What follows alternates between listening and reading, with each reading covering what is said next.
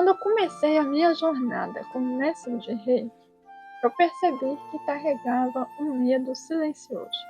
Um medo que talvez muitas pessoas que trilham um caminho espiritual também carreguem. O medo de decepcionar. De alguma forma eu acreditava que um mestre deveria ser perfeito, que deveria estar sempre em paz, ter todas as respostas, que ele não poderia demonstrar insegurança e que não poderia sofrer ou errar. E sem perceber, eu comecei a construir dentro de mim uma imagem, um personagem do mestre. E então eu percebi que de maneira nenhuma eu poderia corresponder a essa imagem. Eu nunca gostei dessas imagens de perfeição. A mãe perfeita, o terapeuta perfeito, o profissional perfeito, o mestre perfeito. Sustentar a imagem de perfeição é muito pesado. E quanto mais nós tentamos sustentar um personagem, mais nos afastamos de quem realmente somos. Foi então que comecei a questionar. Se o curso de Reiki, se o estudo do Reiki é para você se tornar mais autêntico, para que criar um personagem? E essa pergunta me levou a outra reflexão. Como uma pessoa comum pode se tornar um mestre espiritual? Ela já nasce como um mestre? Será que o caminho é simples? Será que ela desperta para a paz interior sem antes atravessar os conflitos? Será que nunca sentiu medo, dúvida ou nunca enfrentou desafios internos? Quando olhamos para a história de um mestre, geralmente enxergamos apenas o resultado. Nós vamos ver a serenidade, a sabedoria, os ensinamentos, mas raramente olhamos para a caminhada. Raramente pensamos nas noites de incerteza, nas perguntas sem respostas, nos conflitos internos, nas crises, nas tempestades, porque no final, quem quer mostrar isso?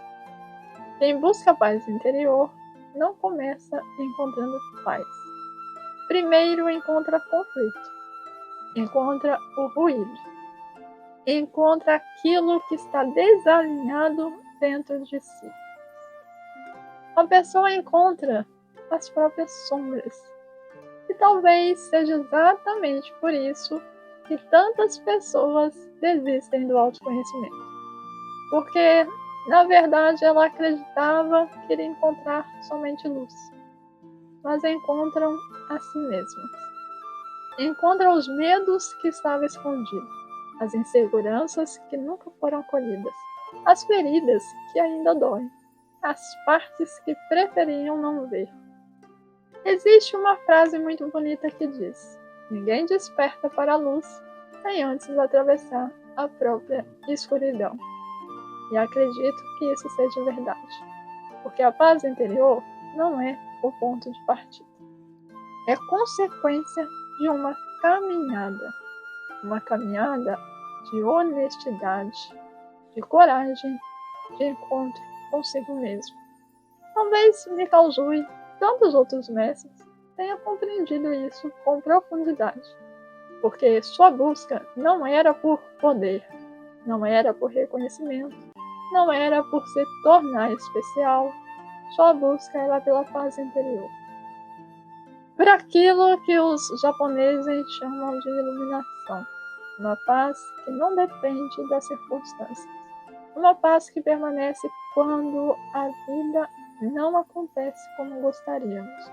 Mas para chegar até essa paz, ele precisou atravessar uma busca interna. Precisou questionar, mergulhar em si mesmo, precisou abandonar as certezas. E isso me faz pensar em algo importante. Talvez o maior obstáculo do caminho espiritual não seja a tristeza, o medo, a raiva. Talvez o maior obstáculo seja a necessidade de parecer alguém, porque existe uma parte dentro de nós que quer ser admirada, que quer ser reconhecida, que quer ser vista como evoluída, que quer ser vista como especial. E quando essa parte assume o comando, a espiritualidade deixa de ser um caminho de transformação e se transforma em uma performance. Passamos a mostrar serenidade em vez de cultivar a serenidade. Passamos a demonstrar consciência em vez de desenvolver a consciência. Passamos a parecer iluminados em vez de olhar para aquilo que ainda precisa ser iluminado. E as redes sociais vão amplificando isso, porque nelas quase sempre vamos ver o altar, mas raramente vemos a luta interna. Vamos ver frase bonita e não vamos ver as lágrimas. Vamos ver a meditação, mas não vamos ver as dúvidas. Vamos ver o sorriso, mas não vamos ver os dias difíceis.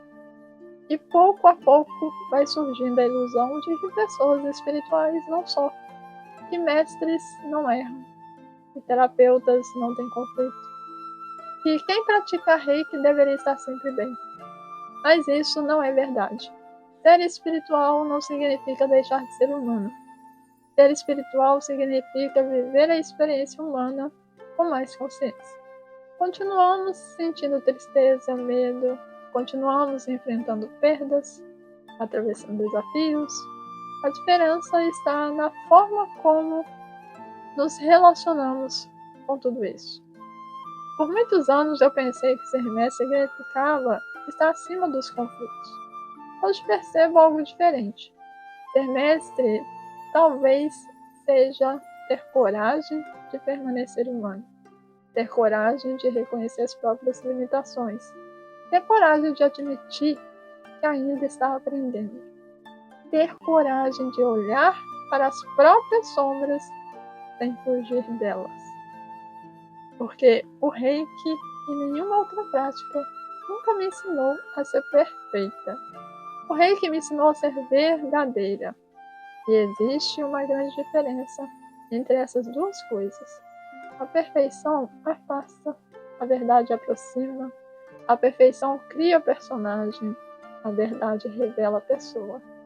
A perfeição gera medo, a verdade gera liberdade. Talvez o verdadeiro mestre não seja aquele que nunca encontrou a própria sombra. Talvez seja aquele que teve coragem de olhar para ela. Talvez não seja aquele que nunca caiu, mas aquele que aprendeu algo cada vez que se levantou. E talvez a verdadeira espiritualidade comece exatamente nesse momento, no instante em que deixamos de tentar parecer iluminados e começamos simplesmente a ser humanos, porque é somente um ser humano inteiro que pode encontrar a verdadeira paz, e não um personagem tentando sustentá-la.